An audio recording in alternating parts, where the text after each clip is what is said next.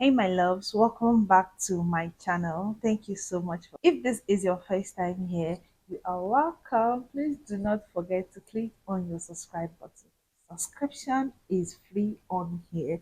Please subscribe to my channel, and I'm going to beg you, please, after subscribing, turn your notification bell on. This is basically so that each time I upload, you're going to be the first to know. Thank you so much to all my amazing subscribers. You guys are the best. Like, I can't get tired of saying thank you for your continuous love and support of my channel. God bless you all. I've never been exposed like this before.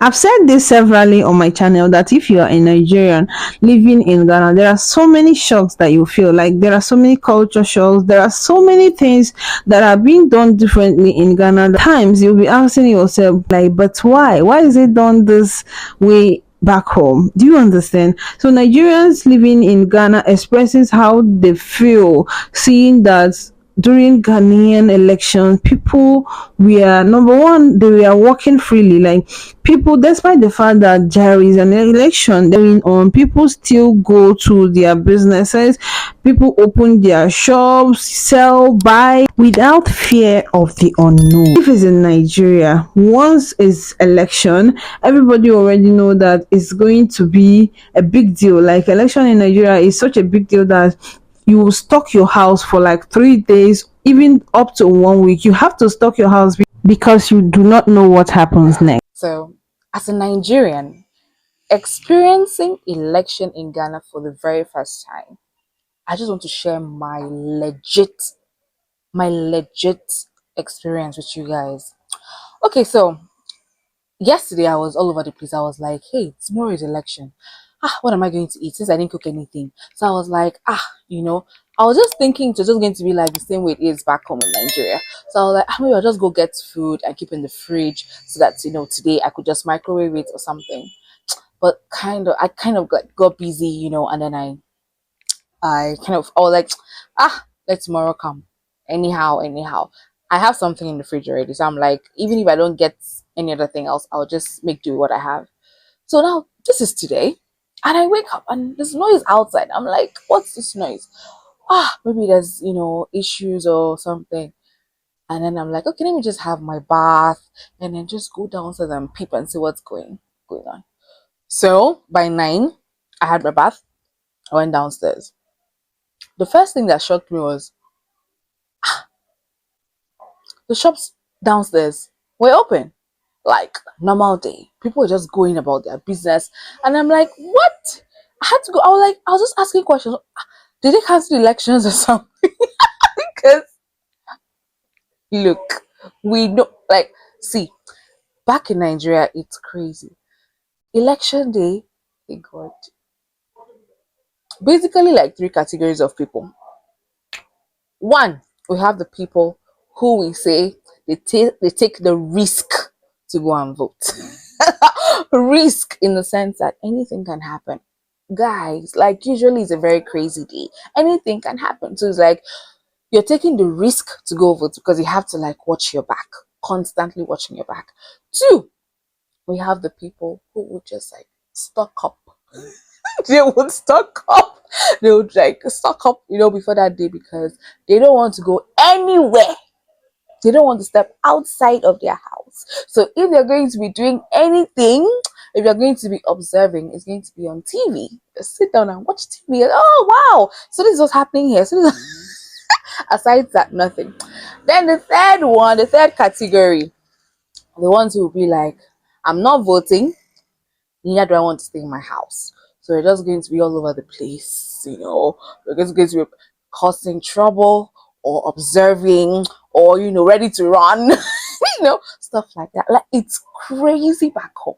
And then I'm here and I'm saying, so when I heard, oh, it's normal. I mean, that even the Accra market is open, all the markets are functioning, everything is just a normal day. We actually have like a polling unit just opposite my house, and you wouldn't even know that something is happening there if they don't tell you. I swear.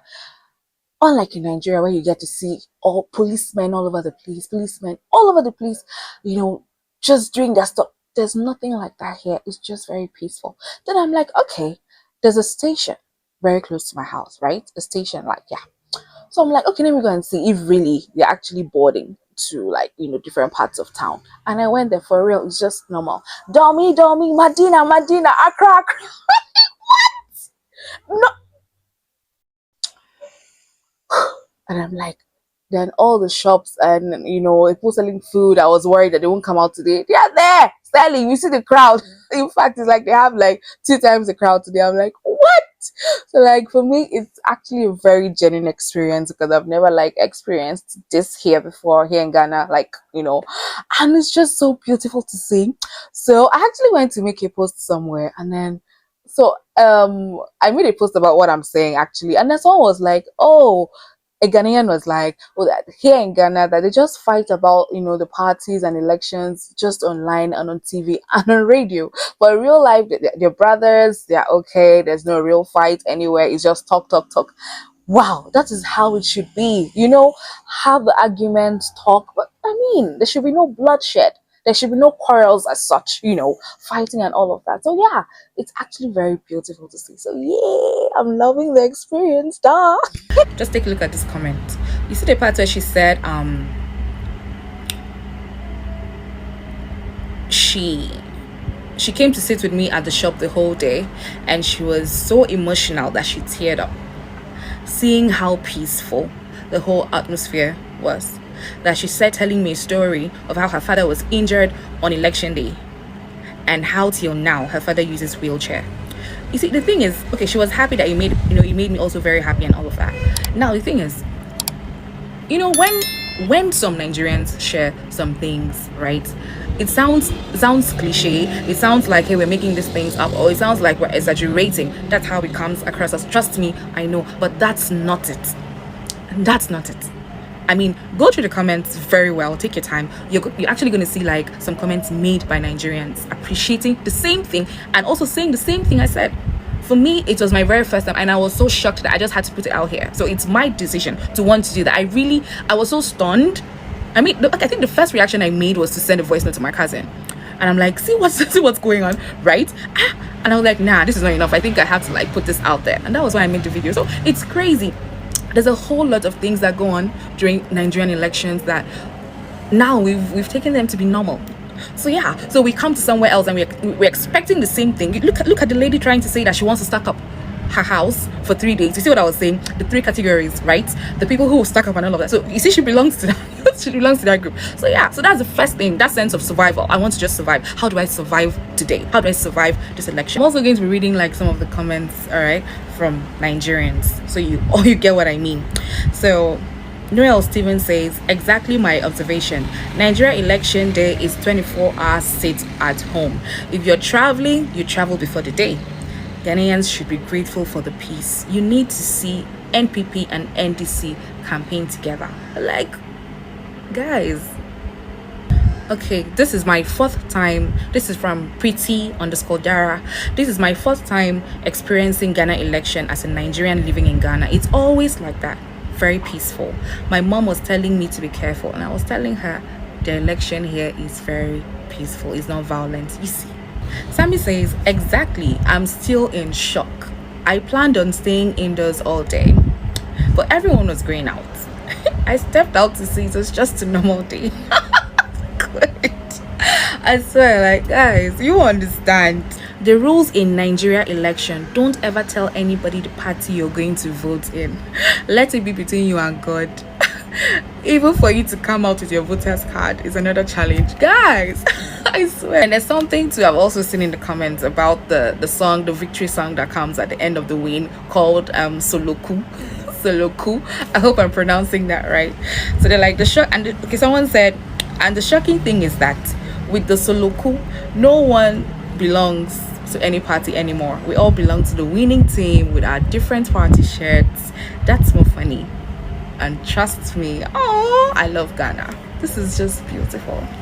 And I really, really, like I said yesterday, I really, really do appreciate this experience. Like, it's really been surreal for me. So yeah, I'm just loving it. It's new, it's nice, and I'm just gonna embrace it. You can't blame me, right? History has just repeated itself. This year is just full of surprises, I swear. Donald Trump broke the blue wall by winning states like Wisconsin, Michigan, hey God. And now Mahama broke the NPP strongholds in Domi and Kwabenya. Like, I was listening to the news this morning, and yeah, the NDC guy who was, he kept hitting Domi. We were just shouting, but like, what? Like, if he could win in Domi and Kwabenya, it was like, I mean, because of the places where NPP have like their strongholds and stuff. That was when I knew that I think this guy's going to win. So yeah, I'm just happy. Congratulations to His Excellency John Mahama. Wow. Okay, so here's another very honest report about how I first came in contact with President John Mahama. It's not like contact like in person, yeah. So it was on TV, and I was just like that day I was so bored, and I was just going through channels and stuff, and then I came across this channel, yeah, and they were having some politic talks and all. And like there was this man that was just there, and the way, honestly, I'm not even gonna lie, I didn't really like, yeah, I know the name John Mahama, yeah, but it's not like I really like knew what he looked like before then. So I was just, the way he was answering questions, the way he was responding to the comments, you could see that the journalists were really trying to take jabs at him. But he was like, just giving some very mature responses, but hitting the nail, on the head and all. I was like, wow. And that was how I just dropped my remote. I was there for like more than an hour on that channel. And this man was just giving them back to back.